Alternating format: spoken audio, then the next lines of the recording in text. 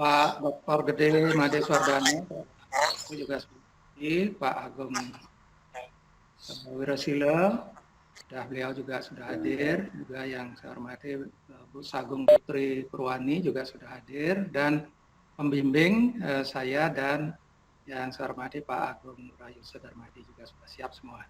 Baik saudara mahasiswa, sesuai dengan protokol ujian, bahwa hari ini kita akan melakukan ujian skripsi saudara melalui online. Sesuai dengan suasana yang saat ini tidak mungkin kita lakukan secara langsung, dan ujian ini sah secara hukum, jadi dasar hukumnya sudah kuat. Nanti setelah saudara ujian semuanya sah, saudara bisa daftar untuk melakukan wisuda, yang kemungkinan wisudanya juga akan dilakukan online, karena kemarin rapat senatnya kita sudah bahas terkait dengan protokol wisuda online. Saudara mahasiswa, sebelum ujian kita mulai, saya cek dulu bahwa saudara atas nama Ayu Mirah Fari Karna ya. Benar, Prof. Betul? Ya, siapa tahu nanti orang lain nanti datang ujian, saya enggak tahu ini, saya cek dulu ya, karena kita online soalnya. Nomor induk mahasiswa saudara, apa saudara apal? Saya cek, saya cocokkan di sini. Silakan saudara sebutkan. Baik, NIM saya 1604551206, Prof. Ya, baik, nomor induk saudara sudah betul, dan saya akan tanyakan sekarang, karena kita harus melakukan ujian, saudara tidak boleh dalam keadaan tidak enak badan, sakit, dan lain sebagainya, jadi saudara harus sehat. Oleh karena itu saya tanya dulu, apakah saudara sekarang dalam keadaan sehat jasmani dan rohani? Sehat, Prof. Apakah saudara siap untuk diuji sekarang, skripsi saudara ini? Di tengah-tengah saudara sudah hadir 5 penguji yang siap akan melempar pertanyaan, sanggahan, saran, dan lain sebagainya. Apa saudara sudah siap? Ya, siap, Prof. Ya, dalam ujian ada 3 tahap. Tahap pertama, saudara presentasi selama 10-15 menit. Tahap kedua, kami akan melakukan tanya jawab, sanggahan, dan masukan. Dan ketiga, kami bersidang untuk menentukan lulus dan tidaknya skripsi saudara. Silakan saudara presentasi selama 10-15 menit. Baik, Prof.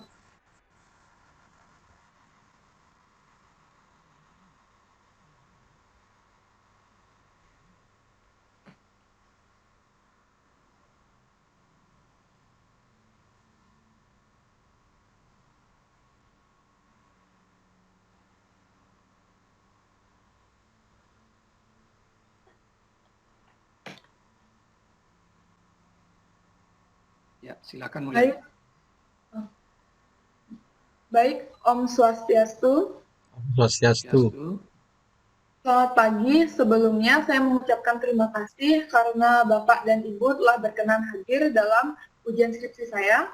Pada kesempatan ini saya akan mempresentasikan skripsi saya dengan judul Kebijakan Formulasi Tindak Pidana Aborsi dalam Pembahasan Hukum Pidana. Adapun yang menjadi latar belakang skripsi saya, yang pertama terkait dengan persoalan aborsi menjadi pembicaraan karena menyangkut norma moral serta hukum bagi suatu kehidupan bangsa, dan tindak pidana aborsi di Indonesia diatur dalam 2 undang-undang yang berbeda, yaitu dalam KUHP dan Undang-Undang Kesehatan. Setelah itu terdapat pengaturan yang tidak harmonis antara kedua undang-undang tersebut, dan saat ini di Indonesia sedang melakukan revisi terhadap KUHP yang berlaku. Namun dalam RUU KUHP belum dimuat harmonisasi dan sinkronisasi pengaturan aborsi yang terdapat dalam KUHP dan Undang-Undang Kesehatan. Berangkat dari latar belakang, adapun rumusan masalah yang saya dapatkan, yang pertama, bagaimanakah pengaturan tindak pidana aborsi dalam peraturan perundang-undangan saat ini. Yang kedua, bagaimanakah kebijakan formulasi mendatang. Tujuan penelitian yang saya harapkan yaitu yang pertama ada tujuan umum, memberikan pengetahuan secara umum mengenai pengaturan aborsi di Indonesia sekarang dan yang akan datang.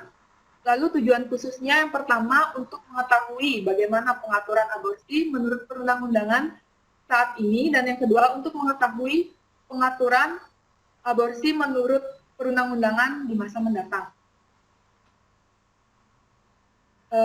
Landasan teoritis yang saya gunakan dalam penulisan skripsi ini, yang pertama, kebijakan hukum pidana, yang kedua, teori kepastian hukum, yang ketiga, asas legalitas, dan yang terakhir, pembaharuan hukum pidana. Metode penelitian yang saya gunakan dengan jenis penelitian hukum normatif dengan jenis pendekatan. Yang pertama ada pendekatan konsep, yang kedua pendekatan perbandingan, dan yang ketiga pendekatan perundang-undangan. Jadi yang saya bahas dalam tinjauan umum, yang pertama kebijakan formulasi dengan subbab pengertian kebijakan dan kebijakan formulasi. Setelah itu tindak pidana aborsi dengan subbab tindak pidana dan aborsi, dan yang terakhir pembaharuan hukum pidana. Selanjutnya saya akan membahas rumusan masalah saya yang pertama, yaitu pengaturan tindak pidana aborsi dalam peraturan perundang-undangan saat ini. Dan yang pertama, pengaturan tindak pidana aborsi dalam KUHP yang diatur dalam pasal 346 yang mengatur tentang larangan bagi seorang perempuan untuk menggugurkan kandungan baik oleh dirinya sendiri maupun bantuan orang lain. Selanjutnya, dalam pasal 347 yang mengatur larangan bagi setiap orang untuk menggugurkan kandungan perempuan tanpa persetujuannya. Lalu dalam pasal 348, sama seperti pada pengaturan pasal 349, namun atas persetujuan perempuan bersangkutan. Dan yang terakhir dalam KUHP terdapat dalam pasal 349 yang mengatur sama seperti pasal 346,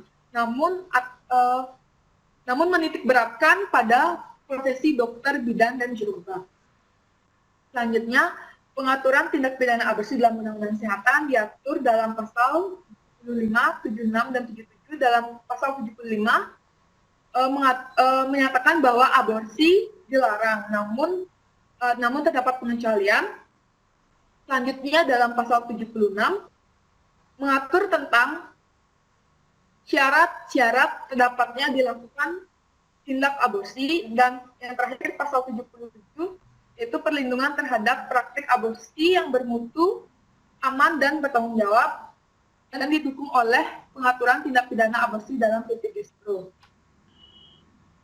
Selanjutnya, dalam penjelasan rumusan masalah yang kedua, yaitu kebijakan formulasi terhadap tindak pidana aborsi di masa mendatang. Yang pertama, saya mengangkat kajian perbandingan tindak pidana aborsi di beberapa negara, dengan contoh negara Singapura, yang dimana diatur dalam termination of pregnancy yang menjelaskan bahwa pelaksanaan abortus provocatus medicinalis dan criminalis tidak dilarang. Selanjutnya, Jepang diatur dalam Eugenic Protection Law yang mengatur bahwa tindak pidana aborsi tidak dilarang karena alasan kepadatan penduduk. Dan selanjutnya yang terakhir, Cina mengatur kebijakan one child policy yang menganjurkan setiap keluarga hanya memiliki satu anak. Dan kebijakan formulasi terhadap tindak pidana aborsi dan pembaharuan hukum pidana terdapat dalam RUU KUHP pada pasal 251, 415, 469, 470, dan 471. Dan dalam analisa saya, RKUHP perlu menambahkan pengaturan terkait perempuan yang melakukan pengguguran kandungan karena indikasi kedaruratan medis dan korban pemerkosaan. Selanjutnya, adapun kesimpulan yang saya dapatkan dalam penulisan skripsi ini, yang pertama, pengaturan tindak pidana aborsi di Indonesia diatur dalam dua undang-undang, yaitu dalam KUHP sebagai lex generali dan Undang-Undang Kesehatan sebagai lex specialis. Di dalam KUHP, tindak pidana aborsi dinyatakan dilarang tanpa pengecualian, sedangkan di luar KUHP yang merupakan Undang-Undang Kesehatan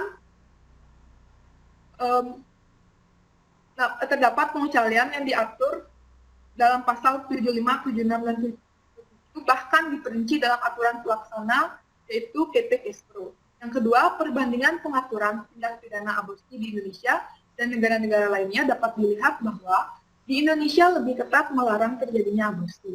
Dan dalam perspektif pembaharuan hukum pidana, pengaturan aborsi diatur dalam RUU KUHP Berdasarkan pengaturan aborsi dalam RUU KUHP dipandang perlu untuk mengatur pengecualian terhadap perempuan yang melakukan tindakan aborsi karena indikasi kedaruratan medis dan perempuan yang melakukan tindakan aborsi karena korban perkosaan. Hal ini dalam rangka menjamin kepastian hukum serta memberikan perlindungan.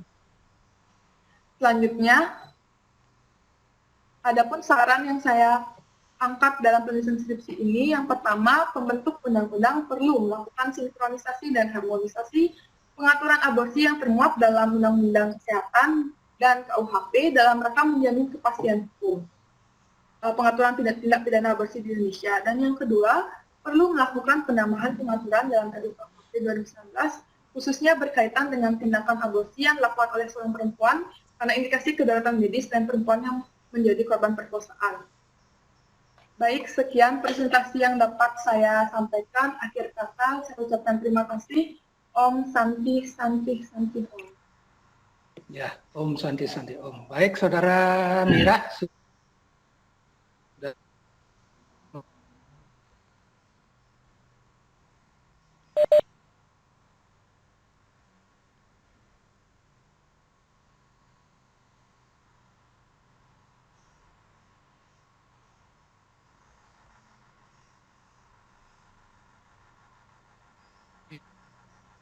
Sudah dengan apa yang Saudara presentasikan. Ya, untuk kesempatan ini, ya, kami mohon yang terhormat Bapak Dr. Gede Made Wardana. Silakan.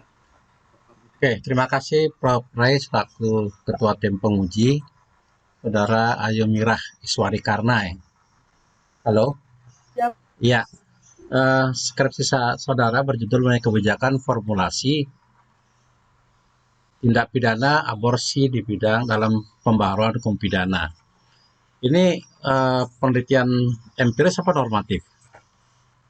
Saya menggunakan penelitian normatif, Pak.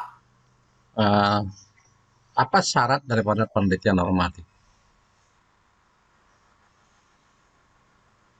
Yang normatif mengandung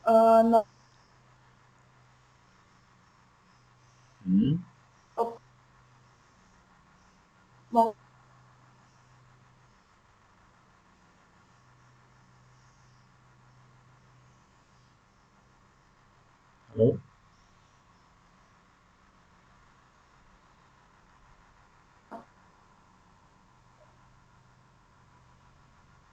Halo?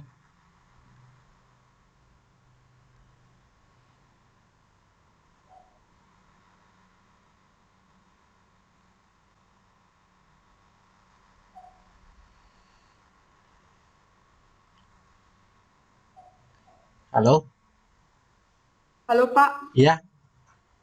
Gimana? Nggak masuk suaranya ini? Nggak masuk ke sini suaranya? Suara saya, Pak. Sudah ya. Saya jawab. Sudah. Ya, berarti berarti penelitian ini termasuk penelitian normatif. Artinya ada norma kabur apa norma kosong apa norma konflik di dalamnya? Jika menurut saya, jika dilihat dalam KUHP, RUU KUHP dan KUHP tentang kesehatan, ini menurut saya norma kabur, Pak. Norma kabur. Di mana letak kekaburannya? Di mana letak kekaburan itu dan apa solusinya untuk menyelesaikan terjadinya norma itu? Norma kabur itu. Baik, Pak.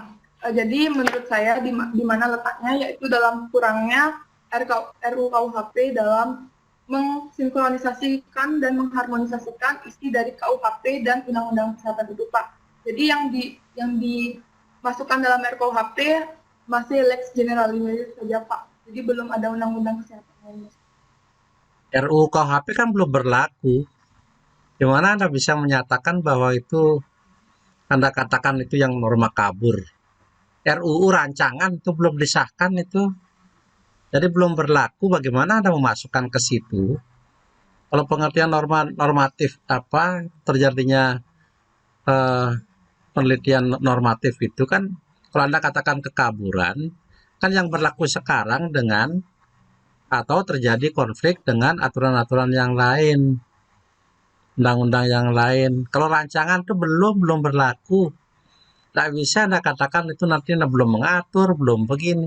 Itu nanti itu rancangan itu. Ya, Pak. Ya, baik, Ya, Pak. Nanti saya, ya, Pak. iya itu enggak, artinya kalau itu norma kabur yang Anda katakan, di mana letak kekaburannya? Atau Anda katakan bahwa itu norma konflik. Di satu sisi undang-undang di satu sisi KUHP secara tegas, ya, secara tegas itu mencantumkan bahwa terjadi pelarangan apapun bentuknya terhadap aborsi. Tapi dalam undang-undang kesehatan masih dimungkinkan terjadi manakala ada peristiwa-peristiwa yang kedaruratan medis gitu misalnya. Jangan masuk ke rancangan KUHP, itu nanti Anda masukkan di kebijakan formulasi nanti. Anda setuju enggak Ya, dengan Pak. RUU KUHP itu kan begitu jadinya. Kalau Anda setuju baru Baik, nanti Pak. Anda lihat ini. Ini yang Anda harus pahami dulu supaya tidak melihat bahwa jangan dulu ujug-ujug berbicara mengenai eh, rancangan KUHP gitu. Ya, kalau rancangan Baik, Pak. KUHP itu nanti itu persoalannya itu, ya. Nah, coba Pak. sekarang perhatikan saya membaca tulisan-tulisan Anda ini bahwa secara tegas di dalam KUHP baik 349 sampai dengan eh, 348 346 sampai dengan Ya, Pak. 349 itu secara tegas dinyatakan tanpa alasan apapun. Tapi Undang-Undang Kesehatan ditunjang dengan atau didukung dengan peraturan pemerintah, dimungkinkan hal itu. Misalnya kalau terjadi kasus perkosaan, terjadinya apa namanya seorang ibu yang sudah melahirkan anaknya banyak, dari segi ekonomi juga tidak mungkin mereka bisa melanjutkan. Artinya ada hal-hal kedaruratan medis itu masih dimungkinkan terjadinya aborsi gitu. Ya, ini juga mohon Baik, mohon Pak. mohon jadi atensi Anda untuk tidak langsung ujug-ujug menyelesaikan melalui ke RUU gitu ya. RUU itu belakangan itu nanti Anda setuju dengan RUU silakan itu. Ya. Nah, terus Baik, Pak. teori-teori yang Anda gunakan ini teori apa saja ini? Terdapat teori kepastian hukum, Hah? terdapat asas legalitas, kebijakan hukum pidana, maaf, kepastian hukum, asas legalitas, dan pembaharuan hukum pidana, Pak. Asas legalitas dan pembaharuan hukum pidana. Itu. Ya, Pak. Ya. Dalam Ya, kebijakan Pak. kebijakan hukum pidana itu apa enggak termasuk pembaharuan hukum pidana?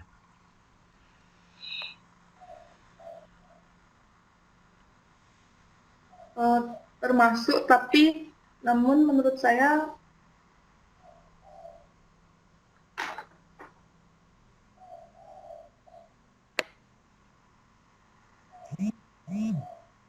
Ya, gimana? Kebijakan hukum pidana itu kan lebih memberikan satu gambaran yang nanti mengarah kepada pembaharuan hukum pidana, apa pembaharuan hukum pidana yang memberikan arahan kepada kebijakan hukum pidana. Jadi supaya tidak dua-duanya itu digunakan, itu sebenarnya satu median untuk bisa dalam kebijakan hukum pidana kan juga mengarah kepada pembaharuan hukum pidana. Jadi konteksnya antara perbuatan-perbuatan yang akan dilakukan kebijakan hukum pidana itu kan bisa formulasi, bisa dalam pelaksanaan, kan begitu kan, dalam perumusan gitu. Jadi itu nanti Anda akan melihat dalam pembaharuan hukum pidana baru masuk ke rancangan hukum pidana itu sendiri. Gitu. Ya, supaya nanti tidak salah memberikan satu persepsi supaya Anda masukkan ke kebijakan hukum pidana lain, pembaharuan juga lain nanti itu ya. baik, Pak. Nah, eh, terus Anda menyebutkan ada satu perbandingan. Perbandingan di mana sih Ya, antar di mana? Ya. Perbandingan jadi sistem hukum di mana saja Anda perbandingkan itu? jadi Jadi yang saya masukkan itu dalam negara Singapura, Jepang, dan Cina, yang dimana mereka lebih melegalkan tindak pidana aborsi, dan Jepang Cina, alasan mereka melegalkan karena terkait dengan kepadatan penduduk mereka, Pak. Terus kalau Singapura? Singapura melegalkan, namun lebih terperinci, yaitu tentang pedofinalis, yaitu indikasi kekerasan medis, dan kriminalis tentang korban perkosaan, Pak. Nah, itu kan Anda membandingkan dengan Asia saja kan? Ya, Ya, Pak. Cina, Jepang, Singapura kan Asia itu.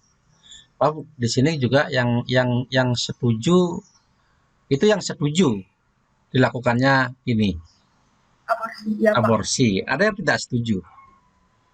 Ada negara yang tidak setuju melakukan aborsi. Jadi kemarin saya mendapatkan negara ini saja, Pak, yang saya masukkan, Itu kan yang negara yang setuju. Negara yang ya, tidak setuju ada enggak? Anda masukkan? tidak ada, Enggak Pak. ada. Ya cuma nanti sebagai perbandingan, namanya perbandingan kan bukan perbandingan menyetujui, berarti dalam konsep Anda sudah setuju ada aborsi. Sekarang menurut Anda setuju tidak ada aborsi? Setuju dengan alasan indikasi kekerasan medis dan korban perkosaan, Pak. Setuju berarti. Sekarang kalau misalnya Ya, ada yang Pak. tidak setuju, yang tidak Bagaimana, Pak? yang tidak setuju itu juga tentu akan dia menyampaikan bahwa ini adalah kehendak Tuhan yang apa namanya, yang tidak bisa dicabut oleh siapapun juga. Itu kan ada kesengajaan, ada unsur kesengajaan kan aborsi itu. Beda dengan abortus provokatus yang sifatnya medisinalis gitu. Ya.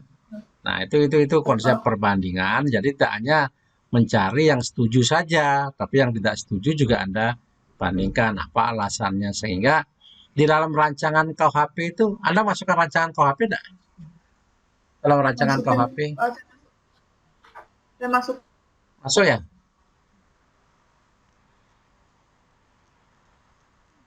Kalau masuk itu alasan sama enggak alasannya dengan Undang-Undang Kesehatan? Alasan kedaruratan medis itu dalam Jadi, rancangan KUHP ya. Ya, belum, Pak. halo. Ya. Kesehatan itu, Pak. Jadi ada kesamaan rancangan KUHP dengan Undang-Undang Kesehatan yang sekarang. Ada kesamaan enggak?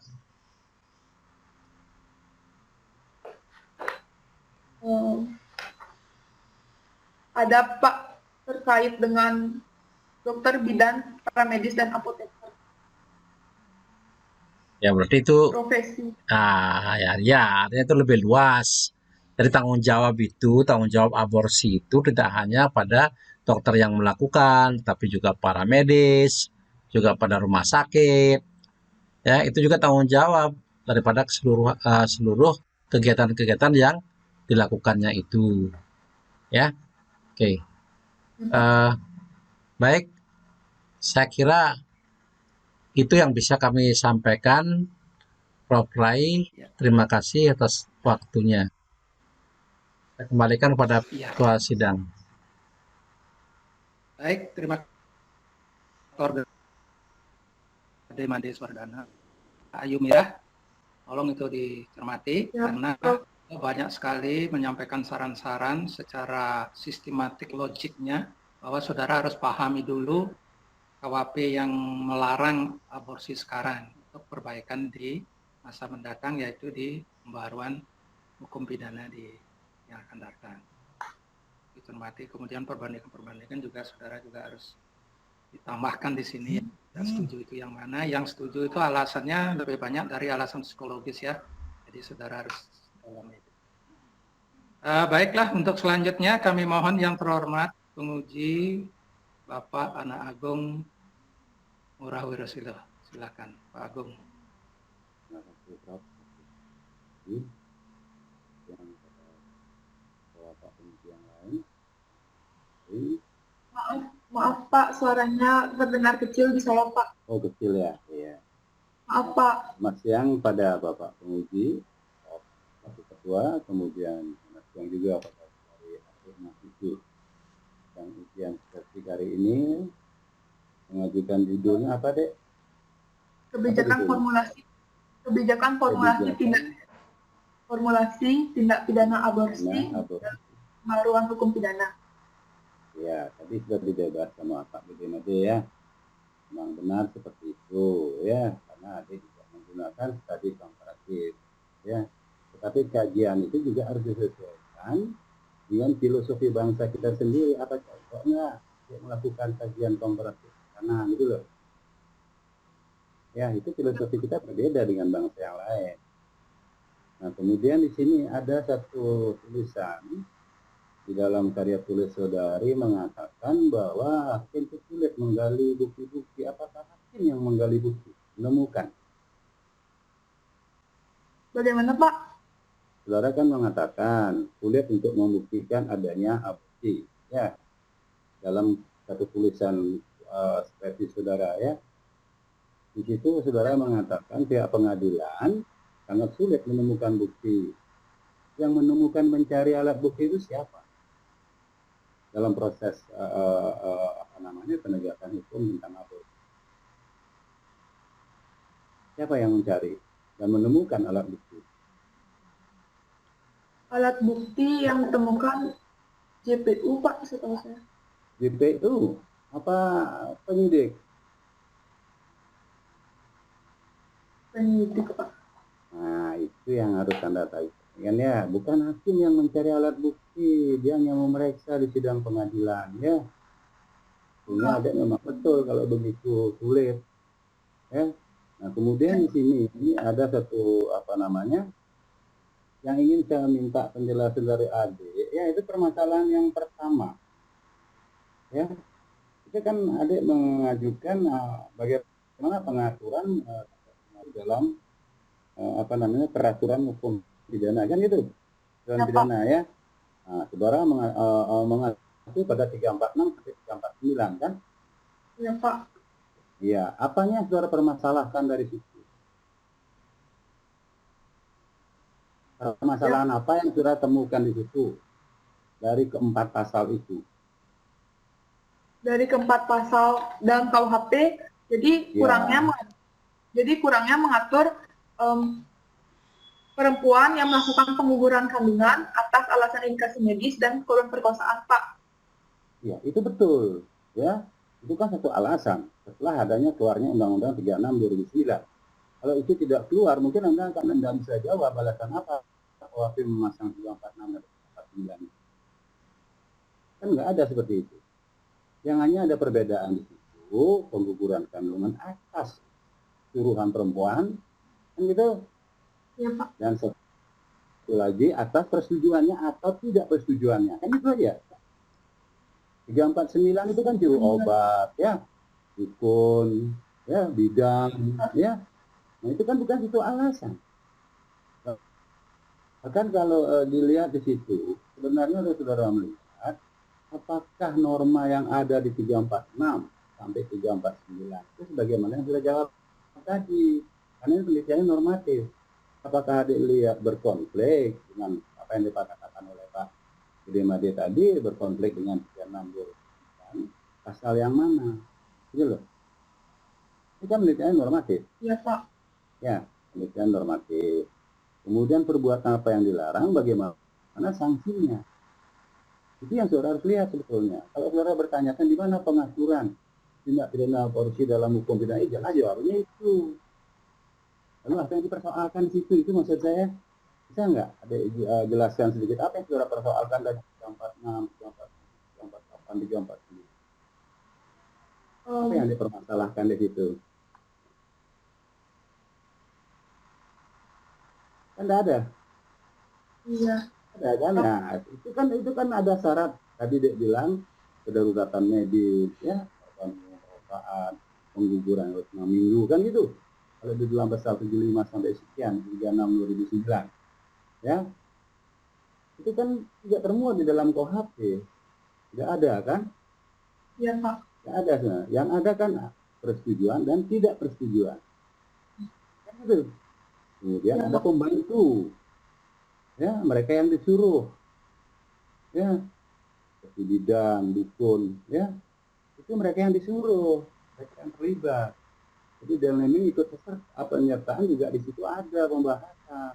Kalau ada membahas itu, ya. Iya, Pak. Jadi Iya, Pak. tolong ini permasalahannya ini nanti tolong dirundingkan karena tidak ada apa namanya jawabannya sudah gamblang itu aja 46 9 tentang aborsi ya. Tuh. Iya, Pak. Kemudian apa namanya? Apa itu kedaruratan medis? Apa itu kedaruratan medis? Jadi indikasi kedaruratan medis Ya. yang dilakukan oleh perempuan pengguguran kandungan karena suatu penyakit atau ketidakmampuan perempuan tersebut untuk melahirkan, Pak. Apakah kedaruratan medis itu hanya berlaku untuk perempuan? Iya, Pak, dalam Yang benar. Pernah ikut hukum kesehatan? Kan pernah ikut hukum kesehatan. Pak. Apakah kedaruratan medis itu hanya untuk wanita? Bagaimana orang tertabrak? Bawa ke UGD. Laki. Misalnya. Dia dalam keadaan dirawat. Keadaan darurat. Ya, dalam keadaan bahaya maut. Jadi masalah istilah kedaruratan medis bukan hanya untuk wanita, tetapi dalam konteks tulisan saudara, iya objeknya adalah wanita. Itu harus saudara pahami dulu ya. Kedaruratan medis itu apa? Itu loh. Ya, dalam konteks penulisan ini terus untuk wanita yang akan melakukan tindak pidana aborsi. Satu sisi KUHP dengan tegas melarang. Ya, karena ada asas yang KUHP itu dalam situasi dan kondisi apapun dilarang menghilangkan nyawa orang lain, kan begitu.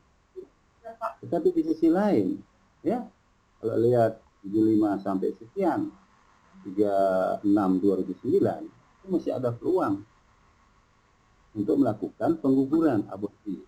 Tapi itu harus Anda bagi dulu. KUHP itu mengatakan apa yang disebut pokok kasus kriminalis. Kemudian di dalam dunia medis apa namanya? Ini jelas arahnya ini speknya ini. Ya, ini yang saudara belum pahami dari tulisan ini bagus ya. Kemudian tadi saya dengar saudara tujuan umum itu kok harus mengacu pada judul deh. Apa judulnya deh? Tinjauan umum. Kan? Ya, kebijakan formulasi. Tujuan umum itu harus mengacu pada judul. Tujuan harus mengacu pada permasalahan. Ya, nah itu yang harus Anda benahi. Kemudian ada sedikit yang ini saya apa namanya melitik sedikit ya. Kalau tujuan atau fungsi hukum dalam kaitan dengan tulisan saudara, ya saudara mahasiswi, saudari hanya mengatakan untuk kepastian hukum saja, sangat dipentingkan ya. Ya Pak. Betul. Adakah tujuan lain dalam perkembangan hukum sekarang? Apa tujuan hukum sekarang? Saya kepastian. Apa hanya kepastian hukum aja? Ada angkat?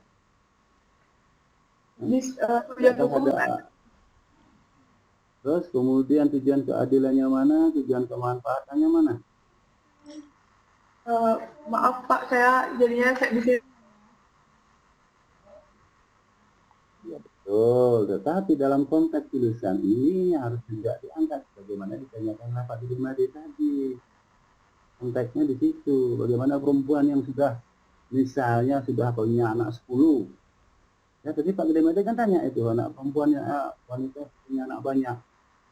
Ya, kemudian dia tidak ingin punya anak lagi. Manfaatnya apa? Aborsi itu loh. Ya, nah itu tulisannya di situ ya. Itu yang harus ada inikan, tambahkan sedikit. Kemudian singkatan-singkatan itu tolong dibuat kepanjangannya dulu ya.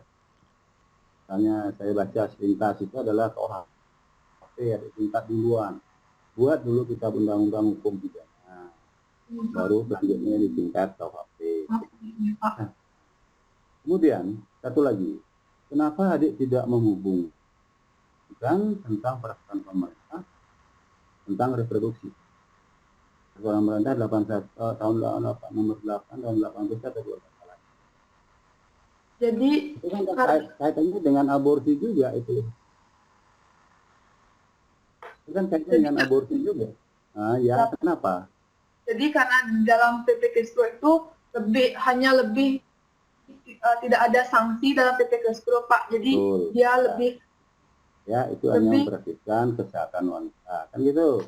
Ya, dalam ini terutama korbannya adalah korban pemerkosaan.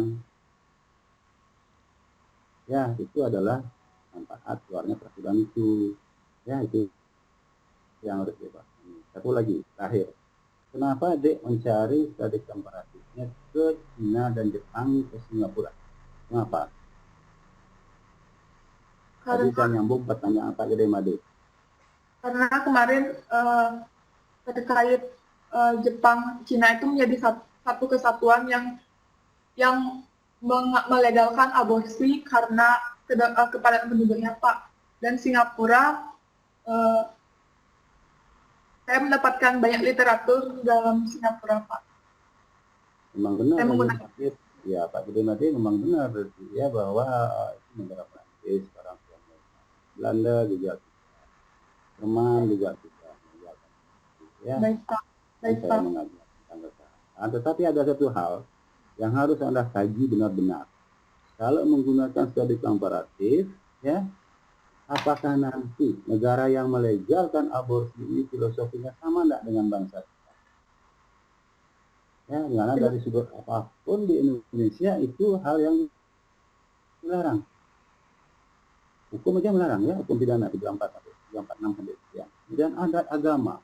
Tidak ada satupun agama ya yang mengizinkan perbuatan seperti ini. Ya, ini kan hampir sama dengan internasional. Jadi sekarang kita nggak punya undang-undang itu. Tapi syukur aborsi sudah dia berikan ruang oleh 36/2009, khususnya 5 sampai sekian.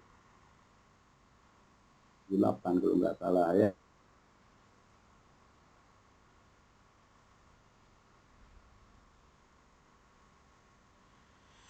Kali ya, provokatus. Gitu ya. Ini yang memberikan ruang para tenaga medis, khususnya para dokter, ya, tenaga kesehatan lainnya, ya, sehingga dia tidak bisa dikategorikan nanti melakukan malpraktek, gitu loh. Ya, itu yang anda harus inikan, simptom yang sedikit. Oke, tadi saya mau tanya juga kenapa Anda membahas sesuatu yang belum, nah gitu loh. Ya, aturan RUU ya, itu kan belum itu ya, belum berlaku dan lain sebagainya ya. Betul tadi penjelasan dari Pak memang benar ya. Kalau soal diperbincangkan boleh. Nah, kebijakan inilah yang Anda harus cermati, kebijakan apanya, kebijakan ininya, kebijakan itu ya. Kemudian Anda juga harus melihat itu, meminta sedikit pemegang kebijakan ini siapa, gitu loh, yang untuk nanti bisa melahirkan KUHP yang bersifat nasional. Ya, sehingga kajian Anda harus ya. Ya, selamat ya, terima kasih Pak Kai selaku ketua. Waktu saya kembalikan. Berikan saudara mahasiswa itu banyak masukan-masukan yang sangat bermanfaat bagi perbaikan skripsi saudara. Antara lain saudara harus tegas dalam hal konsep yang terkait dengan peraturan perundang-undangan tentang kesehatan, reproduksi, kemudian terkait dengan hukum acara dan lain sebagainya. Tolong itu dicatat untuk dimasukkan nanti dalam perbaikan skripsi. Baik, Prof. Ya, selanjutnya saya mohon yang hormat Ini kandidat doktor kita, Bu Sagung Putri Purwani. Silakan, Bu Sagung. Baik, selamat pagi semua. Selamat pagi saudara mahasiswa. Selamat pagi, Bu. Mira, Ya, Bu. kebijakan formulasi tindak pidana aborsi dalam pembaruan hukum pidana. Itu judul skripsinya ya. Ya, Bu.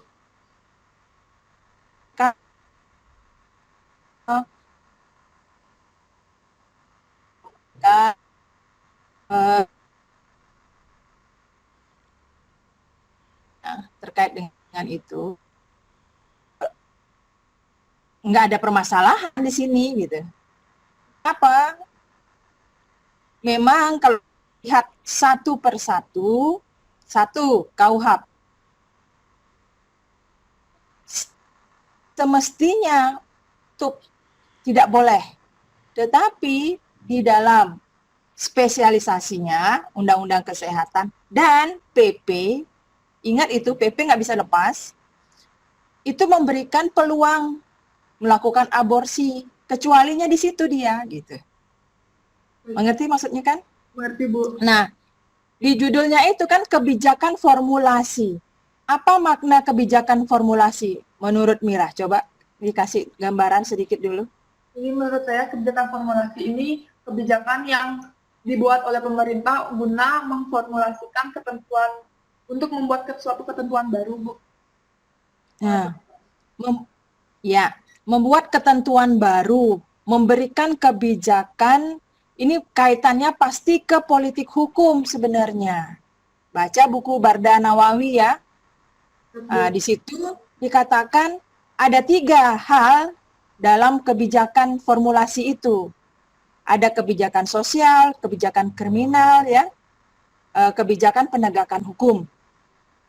Nah, karena kalau melihat dari persoalan kamu pertama, itu adalah pengaturan apa saja terkait aborsi, gitu kan ya? Ya, Bu. Ya. Nah, kalau dilihat dari pengaturannya, itu tadi mestinya tidak hanya kamu melihat dari KUHP dan Undang-Undang Kesehatan. Nggak bisa hanya itu aja, karena mau tidak mau kamu harus membuka PP Kesehatan Reproduksi itu. Karena dari Undang-Undang Kesehatan itu memberikan peluang untuk melakukan aborsi bagi pelaku korban perkosaan. Ya kan? Sedangkan kalau PP Kesehatan Reproduksi memberikan peluang melakukan aborsi terkait dengan waktunya. Ya kan? 14 apa? Kalau PP Kesehatan Reproduksi 14 apa di situ ditunjukkan? 14 hari. Sebelum melakukan. Nah, ini artinya apa? Kalau Mirah mau melihat pengaturan mengenai aborsi itu, 3 pengaturan itu dibuka dulu. Ya. Undang-undang KUHP dibuka. Pasal mengenai pengambilan nyawa kan ya? Kesusilaan di situ kan? Terus kemudian di Undang-Undang Kesehatan Reproduksi, Undang-Undang Kesehatan di pasal 75-nya. Kemudian kaitkan juga dengan PP Kesehatan Reproduksi di pasal 30, 31 dan selanjutnya. Nah, disitulah nanti akan terlihat, oh ternyata menyambung dia gitu. Nah, terus nanti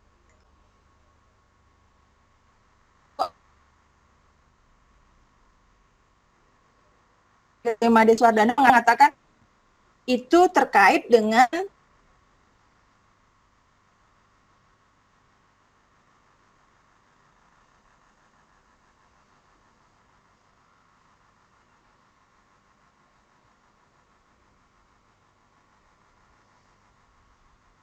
masuk itu rancangan KUHP tahun berapa?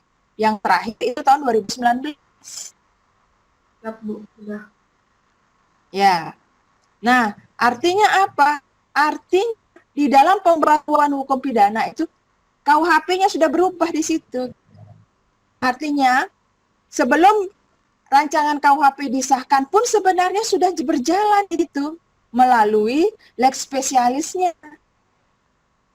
Gitu. Itu maksud saya.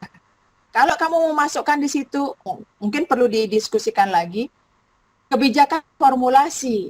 Itu kayaknya perlu dipikirkan lagi kalau menurut saya. Kalau kebijakan formulasi. Kalau kebijakan formulasi itu kan sebenarnya belum ada. Sehingga diberikan kebijakan, kan? Ya, Bu. Ya enggak? Nah, sedangkan yang kamu bahas itu sudah ada dia. Patutkah di situ disebutkan dengan kebijakan formulasi gitu maksud saya. Nah, terus kemudian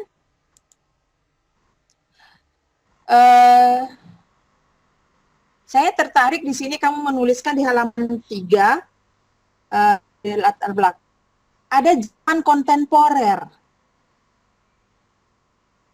Itu zaman kontemporer itu zaman apa itu ya?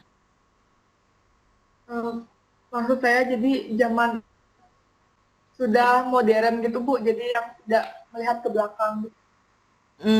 Nah, itulah penempatan kalimat. Dan itu kamu tidak mengutip loh. Itu berarti atas dasar pendapatmu sendiri. Nah, apakah KUHP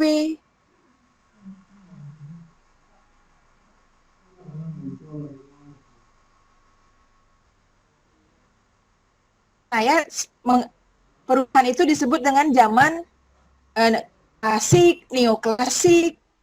Itu saya nggak pernah dengar ada perubahan mengenai pembaruan hukum pidana itu terkait dengan zaman kontemporer. Saya nggak tahu itu. Mungkin saya yang terlalu kurang update kali beritanya gitu ya. Nah, kalimat berikutnya sering menjadi topik bahasan politik nasional di suatu negara tertentu. Terpotong itu kalimatnya. Negara tertentu apa gitu. Supaya istilah Balinya biar nggak ngabang-ngabagin gitu loh, negara apa itu dimaksud gitu. Karena kamu kan melakukan perbandingan di sini. Sebutkanlah negara yang sering menjadikan topik bahasan politik nasional di negara mereka itu. Itu. Terus kemudian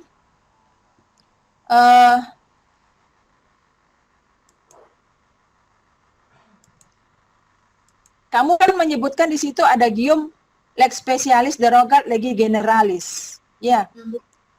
Nah, pantaskah atau cocok enggak di dalam halaman 6? Kalimat yang mengatakan ketidaksamaan pengaturan dalam artian KUHP. Melarang aborsi tanpa pengecualian, kamu kaitkan kemudian dengan undang-undang kesehatan. Ya kan? Nah, lalu larinya kemana? Lari ke adagium yang kamu sebutkan tadi. Lex specialis derogat legi generalis. Gitu. Padahal adanya adagium itu memberikan peluang bahwa nggak apa-apa KUHP itu fokus kepada hal pelarangan, tetapi di dalam Undang-Undang Kesehatan dan PP Kesehatan Reproduksi itu memberikan dengan ketentuan-ketentuan. Ya. Nah, terus di dalam latar belakang kamu tidak ada menyebutkan mengenai PP Kesehatan Reproduksi. Tetapi tiba-tiba di dalam di dalam bab ketiga kamu menyebutkan PP Kesehatan Reproduksi. Seharusnya di latar belakang itu kamu memberikan peluang di situ menyebutkan PP Kesehatan Reproduksi itu juga dipakai gitu. Sehingga persoalan pertamamu mengenai bagaimanakah pengaturan tindak pidana aborsi dalam peraturan perundang-undangan pada saat ini, itulah tadi. Tiga perundang-undangan itu yang dipakai. KUHP, Undang-Undang Kesehatan, dan PP Kesehatan Reproduksi. Ya. Terus kemudian bentar dulu, materi dulu sedikit ya. Asas legalitas kamu pakai itu kan? Ya, Bu. Di landasan teori ya. Nah, kalau saya nggak usah dimasukkan itu, nggak usah dituliskan asas legalitas itu. Karena asas legalitas itu turut serta di situ dia. Karena itu merupakan asas kan. Persoalan hukum apapun pasti ngomongin asas, tapi nggak usah kamu masukkan di situ asas. Cukup teori atau kemudian bisa kamu tambahkan di situ konsep mungkin. Kalau asas, dia sudah pasti ikut di situ. Asas legalitas itu. Ya. Nah, ke metodologi. Di situ saudara menyebutkan pendekatan saya sama dengan Pak Dr. Gede Made tadi mengatakan pendekatan perbandingan. Pendekatan perbandingan negara mana aja dipakai. Itu disebutkan di metodologinya. Perbandingan negara mana saja dipakai, boleh kamu membenturkan dia negara-negara yang setuju, negara-negara yang tidak setuju adanya aborsi itu. Jadi kamu klasifikasikan dua persoalan itu. Yang sudah memuat aborsi itu dalam peraturan undang-undangan mereka dan yang belum memuat. Dan cari tahu alasannya. Baik, Bu. Terus kemudian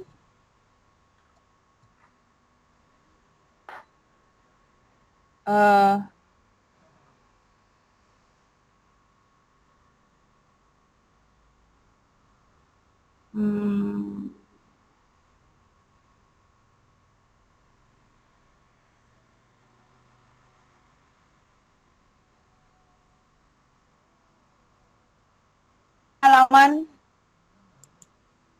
49. Sudah, Bu. Di situ kamu menyebutkan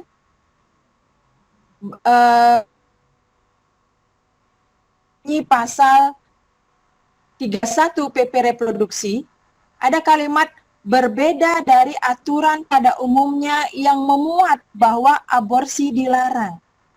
Ini kalimatnya agak gimana ya? Karena peraturan yang kamu munculkan kan antara KUHP dan Undang-Undang Kesehatan.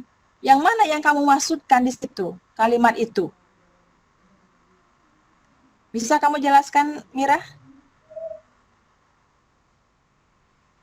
Yang dalam peraturan ini tidak menyebutkan langsung aborsi dilarang itu dalam aturan pada umumnya, Bu, dalam KUHP. Nah, kan kamu tidak menyebutkan itu dalam KUHP kan? Ya.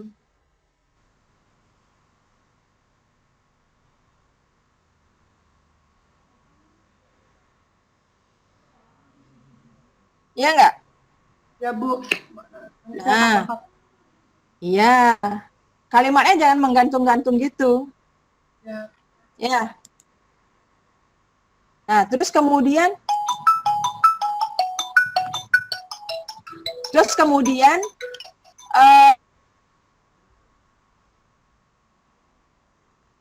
ini tidak menyebut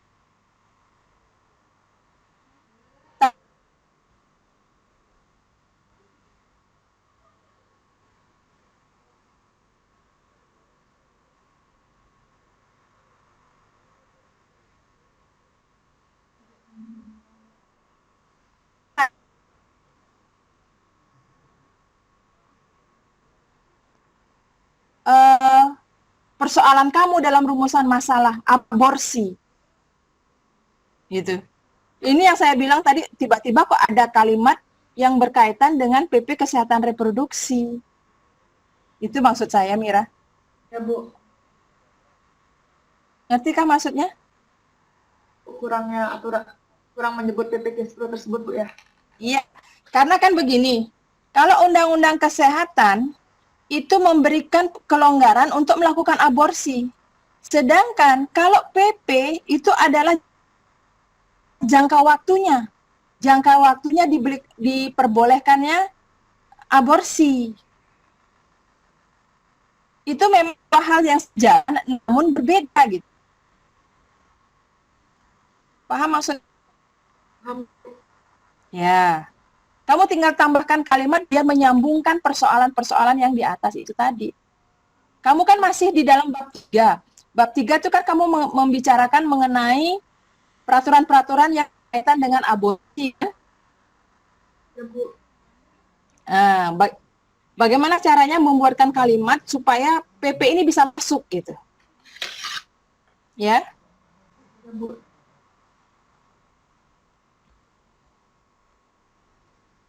Nah, terus kemudian kalau yang di bab bab 5-nya, bab 4 itu kan mulai sudah kamu masuk perbandingan. Ya, Bu. Buatkanlah sebuah kesimpulan atau hasil dari hasil perbandinganmu itu. Apa? Supaya berguna, jangan nempel gini aja. Dia. Apa yang kamu dapatkan dari perbandingan itu gitu loh.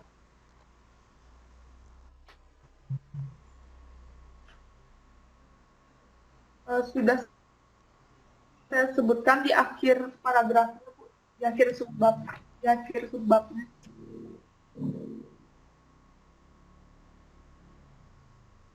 Ini kan saran ini. Berdasarkan alasan-alasan kan gitu kan maksud kamu? Ya, Bu. Ya, ini masukkan ke dalam saran ini. Ya, Bu. Ya, inilah sarannya. Bahwa hasil perbandinganmu itu pastinya pemerintah Indonesia memperhatikan ini gitu.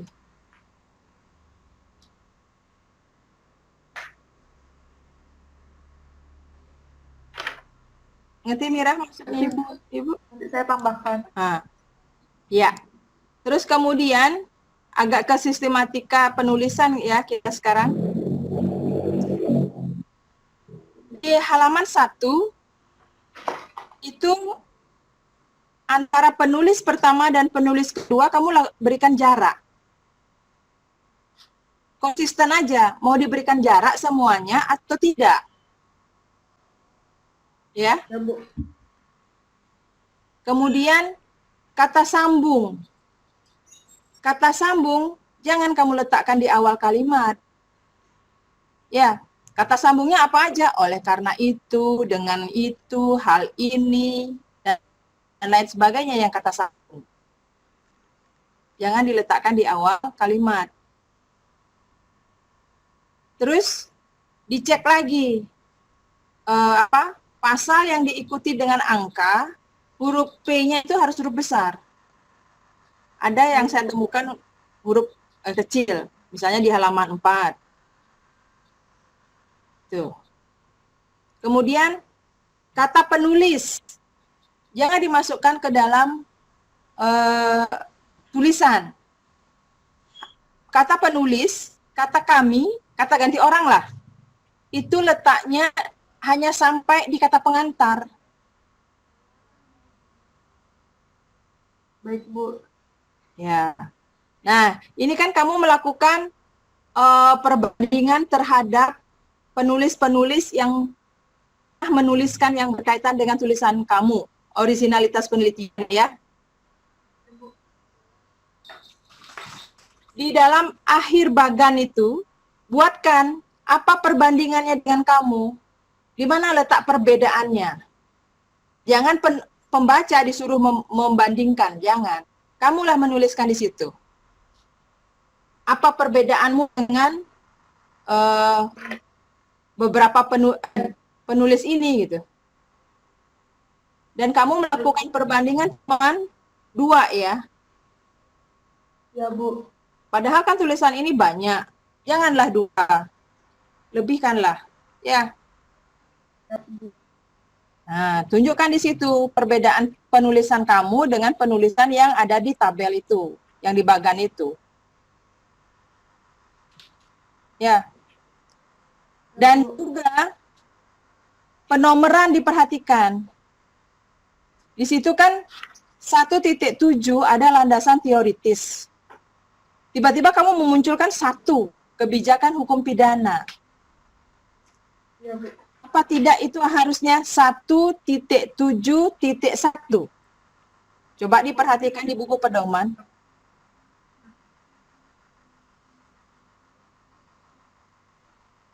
Ya. Ya, Bu. terus kamu memunculkan pendapat dari Gustav Radbruch, ya. Ya, Bu. Nah, itu kamu ngutipnya dari mana itu? Pendapat itu? Sumber bacaannya saya nggak lihat itu.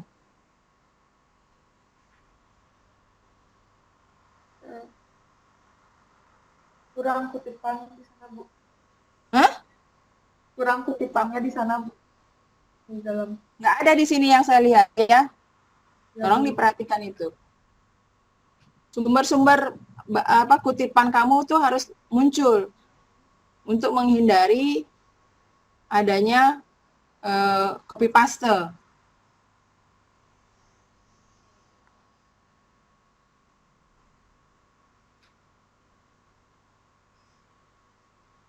Dan perhatikan juga penulisan pengutipan yang kurang dari 5 baris harusnya bagaimana, yang lebih dari 5 baris harusnya bagaimana. Ya, Ya, Bu. baca lagi buku pedomannya ya, Mira.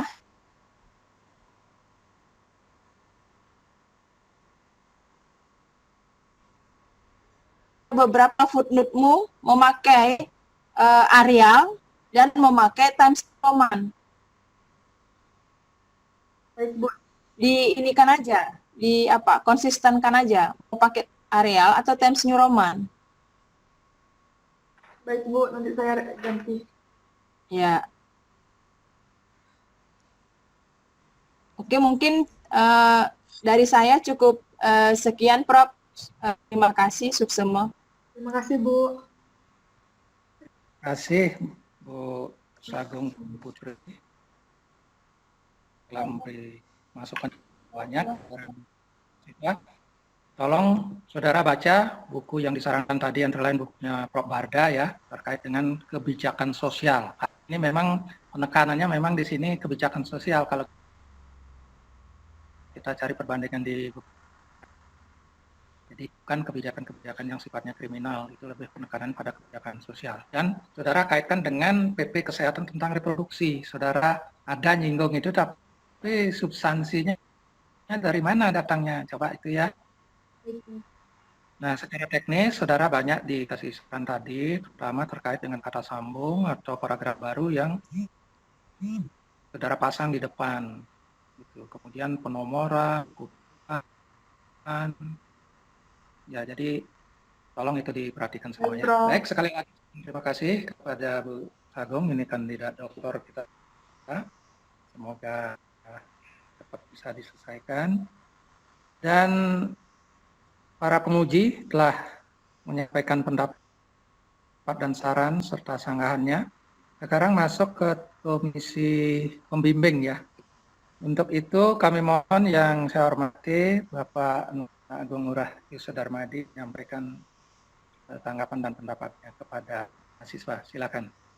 Baik, terima kasih Prof. Pembimbing Ketua Penguji dalam hal ini. Saudara Mira Iswari Karna, apa saudara mendengar? Mendengar, Pak. Nah, bahwa banyak sekali tadi yang disampaikan oleh tim penguji, oleh Pak Suwardana, Kurang Wilis juga, dan mengenai tanggapan dari apa yang saudara dan juga masukan-masukan dalam penyebutan dari saudara.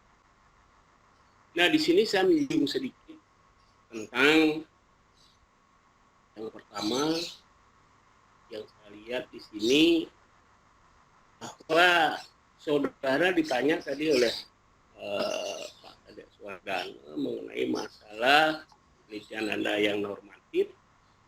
Ini ada norma positif.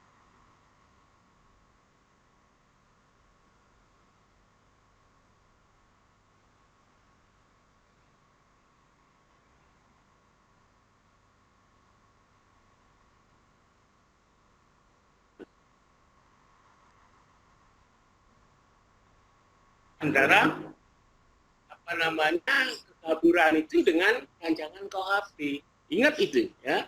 Saudara jelas memperbandingkan di sini kekaburan itu adalah antara pasal-pasal yang tersebar dalam KUHP dan Undang-Undang tentang Kesehatan. Salah satu yang kekaburan di sini adalah mengenai Undang-Undang Kesehatan di sini memungkinkan orang melakukan aborsi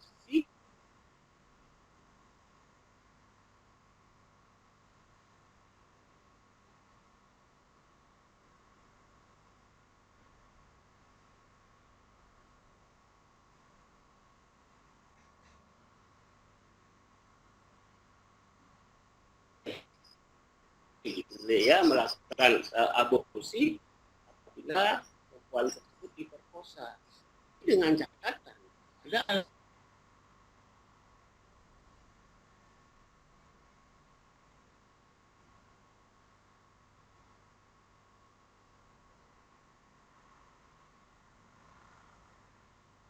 apa namanya akan melakukan hal tersebut.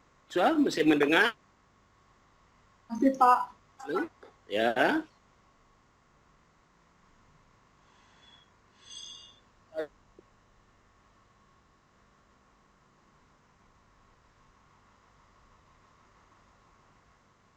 Adalah tidak lebih daripada 6 minggu atau 4.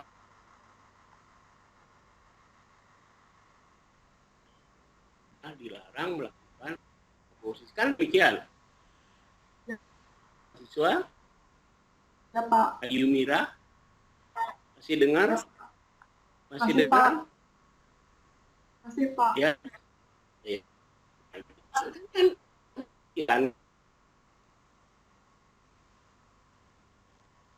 Kan atau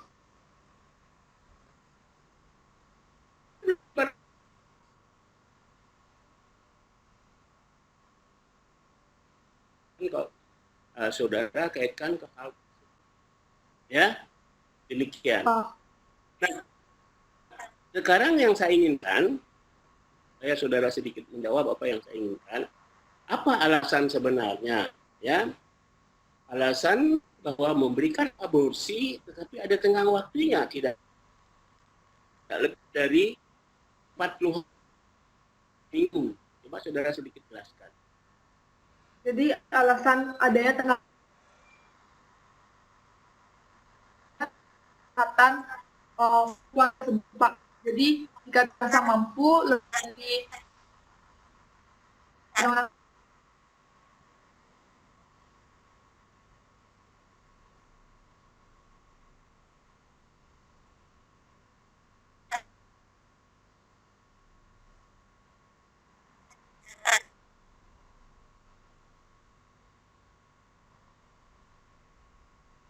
Orang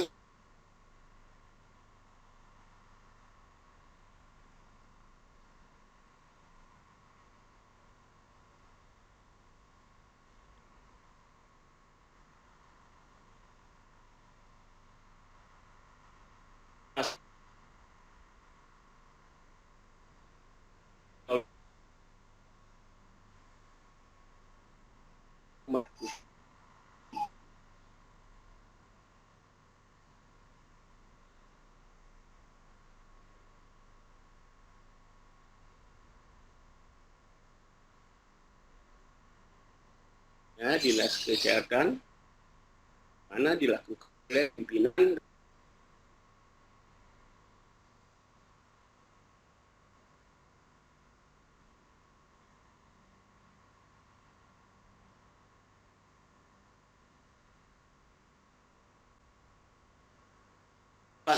itu adalah kan? Jadi dilakukan oleh orang yang dapat dipertanggungjawabkan dan orang yang itu bisa melakukan aborsi itu dengan aman dan sebagainya. Jadi harus dilaporkan sesuai dengan pasal 39 PP nomor 61.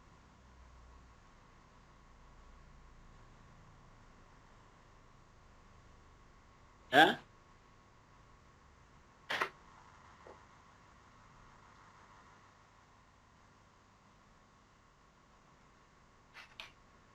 Ya, kira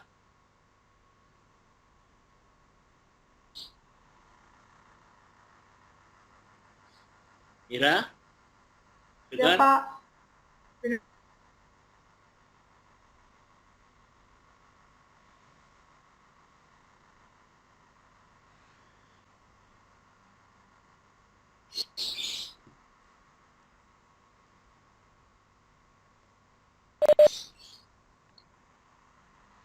Bisa masuk suaranya?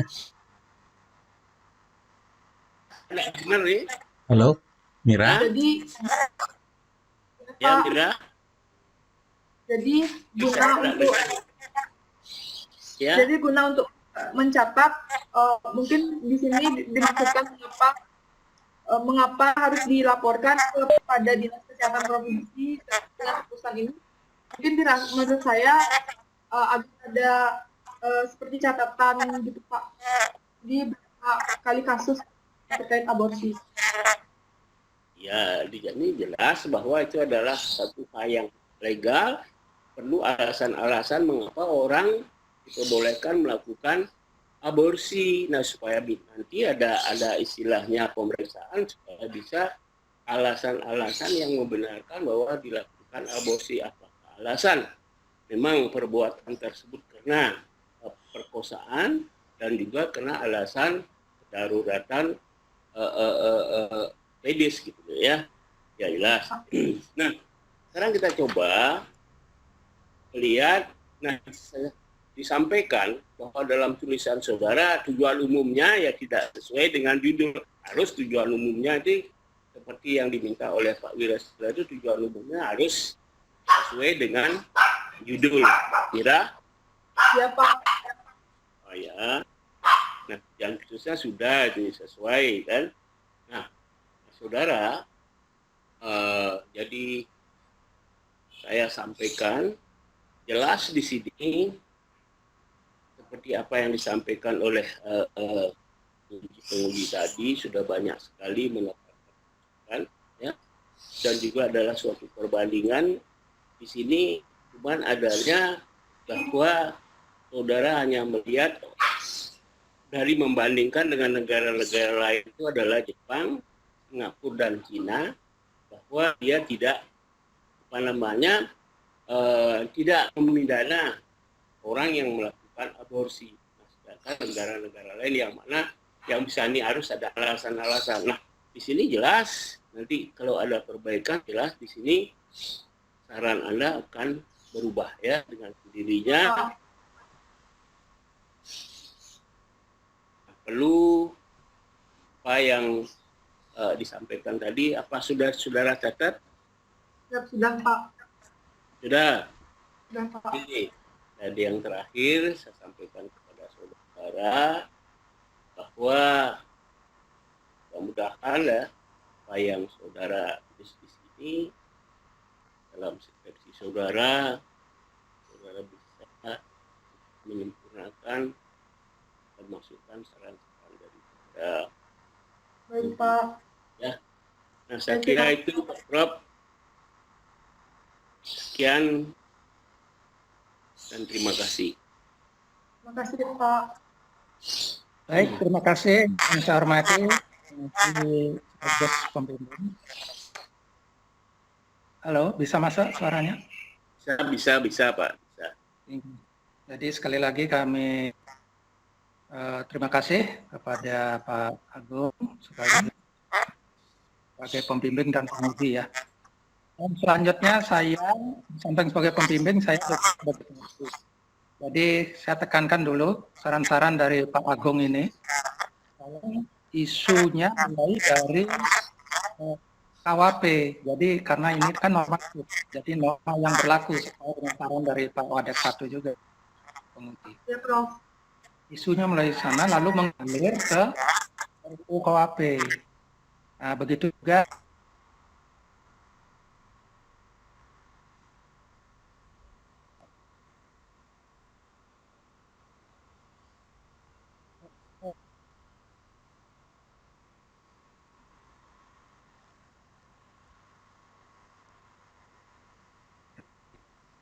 dibahas.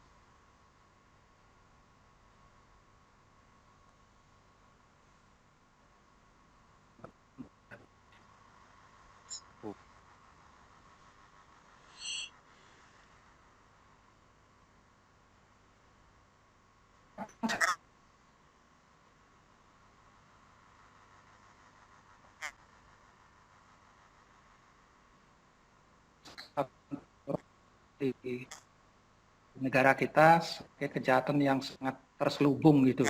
Apakah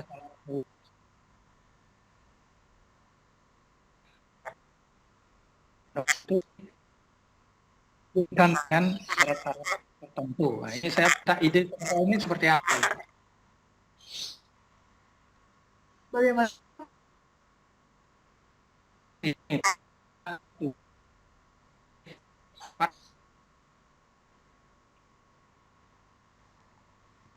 yang terjadi di negara kita itu masalah pengguguran kandungan yang terselubung.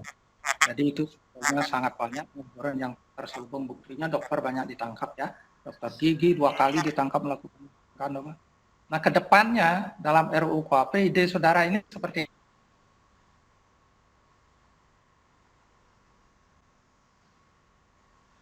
tetap seperti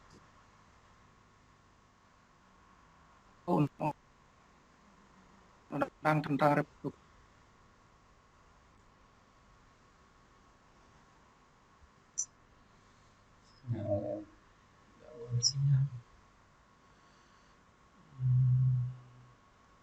Tentang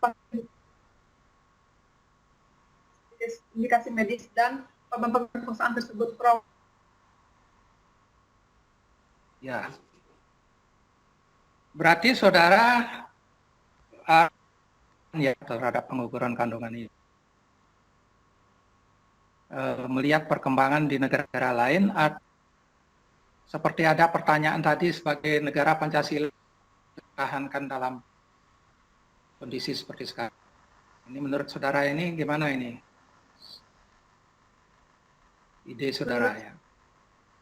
Baik, ya Prof. Jadi agar kedepannya aparat itu tidak semena-mena terhadap perempuan yang tadi saya sebut.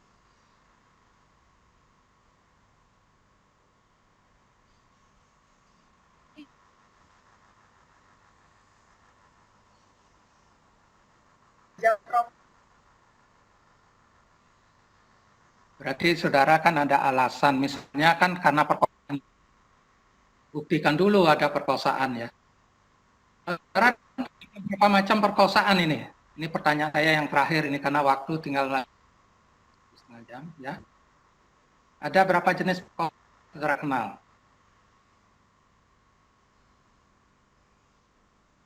Oh, enggak tahu ya, nanti. Saudara dengar enggak? Dengar, Prof. Maaf. Tersebut, Prof. Nah, jadi ada 5 ya jenis perkosaan. Itu paling muncul itu ada yang namanya sadistic crime. Perkosaan itu menit berapa kali perkosaan. Perkosaan itu dilakukan oleh teman sejawat, pacarnya, antara majikannya, antara bos sekretarisnya dan lain sebagainya.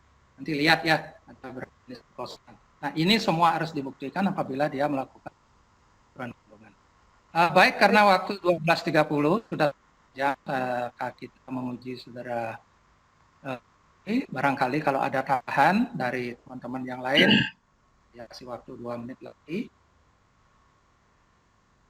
Kalau tidak, saya minta untuk switch off dulu mahasiswa karena terakhir bersidang untuk menentukan masuk kriteria lulus atau saudara harus mengulang lagi untuk Baik, nanti. Prof.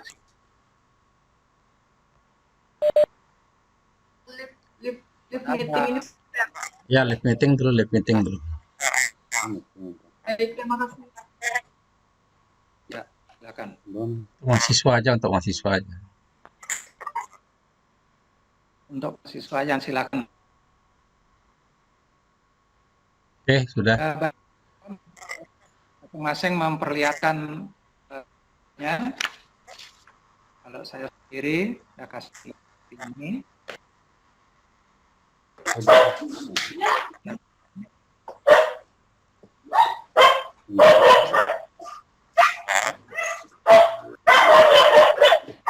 Kak, jangan pergi. Diam, Dokter, Pak. Oke, Gede, 85. 85, Pak Agung Wiratila.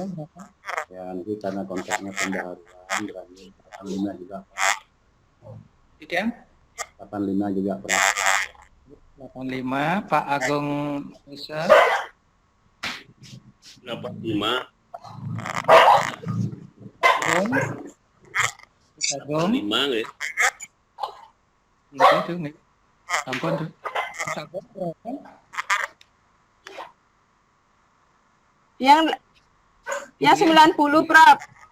Ya, 90. Nggih, nanti kita rata-ratakan. Nggih. Hitung dulu ini.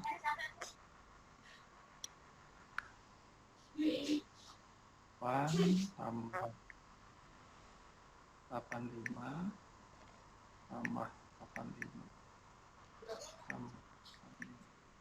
tambah Silakan minum dulu, silakan minum dan makan. nggih tuh. Lanjut jadi. Sudah minum. Boleh kamu pergi, boleh kamu ada yang sakit. Boleh please. Di situ aja diam dulu. Tolong di Pak, ada yang mau kami loh. Oh iya. Ngapain Yohando? Anjingnya gonggong-gonggong. Ini jangan Yohando. Oke, baik Ibu Bapak sekalian yang saya hormati. Setelah saya rata-ratakan nilainya, jumlah keseluruhan dari 5 tim penguji yang telah menyampaikan nilainya itu adalah 433. Kemudian dibagi 5 sehingga menghasilkan rata-rata 86,6. Jadi 87. ya kalau kita bulatkan jadi 87 maka Kasihan Prof, 87 kasihan. jadi A ya. Jadi A. Tolong nanti Pak Wadek, mohon maaf ini nanti biar bisa dilakukan. Oke, nanti Prof di foto aja gininya, yang ada tanda tangan Profnya aja. Yang untuk form pertama dengan jumlah semua nilai itu kita tangani, nanti dikirim ke kami atau nanti kami menyampaikan ke Erna. Ini apa langsung hari atau yang mana ini caranya? Enggak, makin Prof kan udah ada nih form daftar nilai kumulatif nih ke. Ya, yang Prof berapa nilainya, pembimbing 1, pembimbing 2 berapa nilainya, terus berapa penilainya, 5 itu hasil ujian total berapa dibagi 5, dan Prof tanda tangani pembimbing istri penguji. Nanti kan ada sebelahnya ada pembantu dekan 1, nanti kirim ke tiang mana, nanti yang menyampaikan ke Erna. Antan Prof nanti Kirim diminta. lewat di WA aja boleh, di WA. Di WA aja nggih. Di WA nggih. Biar kalau nanti ada perubahan kan dia tinggal segera aja memperbaiki.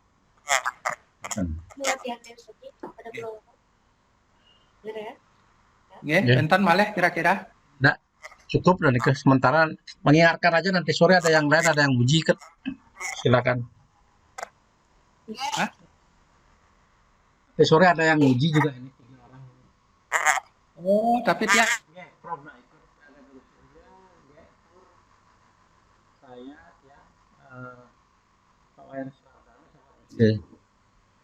nanti sore.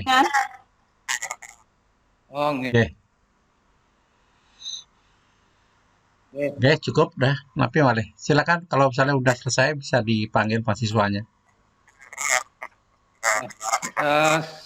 Baik, karena sidang untuk penguji sudah selesai, maka saya persilahkan kepada mahasiswa untuk masuk ruangan ya. Ntar tadain dulu, tak telepon dulu dia. Dulu. Oke.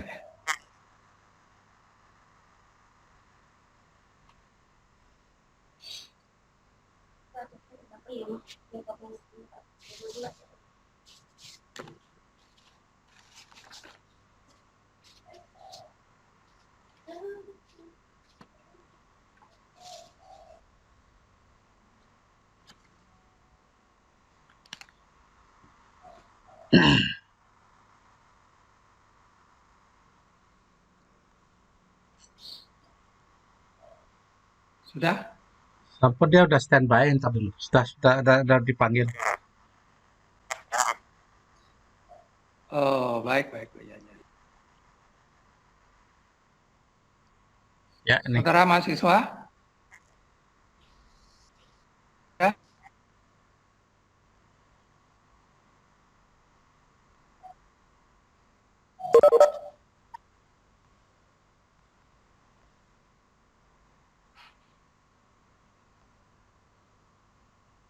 ini masih Nah,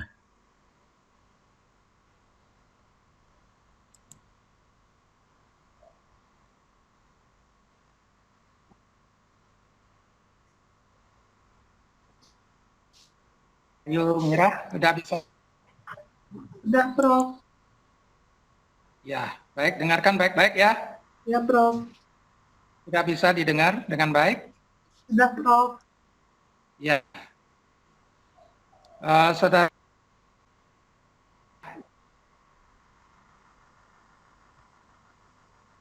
Pak. Nama Hmm? Bapak sebelumnya, Prof. bisa didengar ya, so. Oh, kalau bikin pacar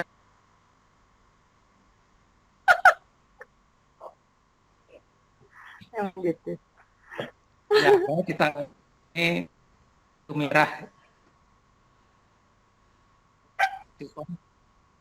5 1206. Setelah kami bersidang tim penguji yang terdiri dari 5 orang,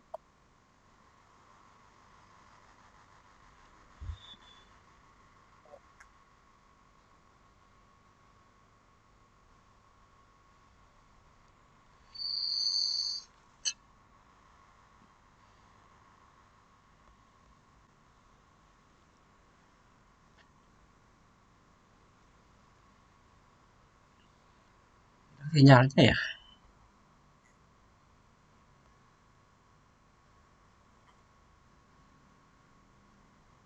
kemudian metode yang kita pakai itu sudah sesuai atau ada beberapa hal yang tidak sesuai dengan berdasarkan pertimbangan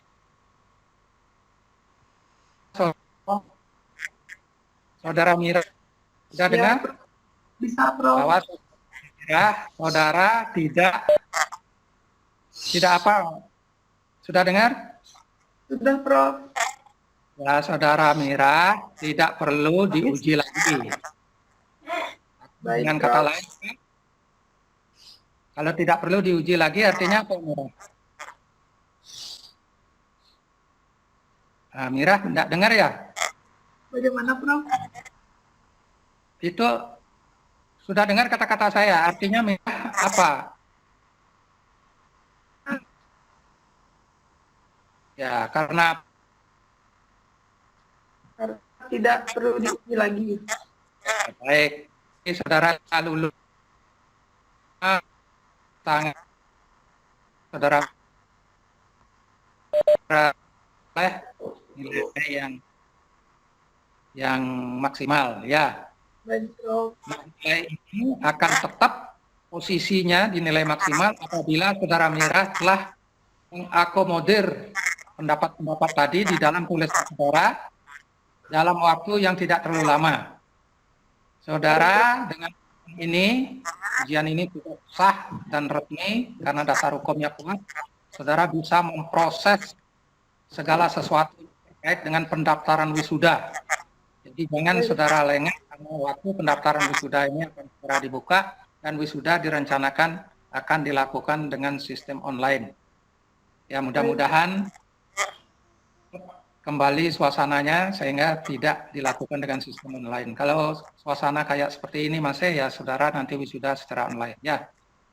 Baik, dengan demikian sekali lagi saya ucapkan banyak terima kasih kepada yang saya hormati Bapak Dr. Budi Madeni Pradana, Bapak Ana Agung Ngurah Wirasila, Ibu Sagong Putri Purwani, dan pembimbing Pak Ana Agung Darmadi. Sekaligus ujian ini saya nyatakan ditutup. Saudara Mira, barangkali ada hal-hal yang perlu disampaikan kepada tim penguji, silakan. Kepada seluruh tim penguji, terima kasih atas waktunya untuk menguji skripsi saya pada hari ini. Sekian yang dapat saya sampaikan, Prof. Ya, baik, dengan demikian maka ujian kita nyatakan selesai. Sekali lagi saya ucapkan terima kasih banyak kepada host dalam hal ini Pak Wadek 1 yang telah memfasilitasi terlaksananya ujian ini secara lancar. Terima kasih dan saya aturkan pamit. Om Santi, Santi, Santi Om. Terima kasih. Ya, sukses semua, sukses semua, sukses semua. Semua. Pak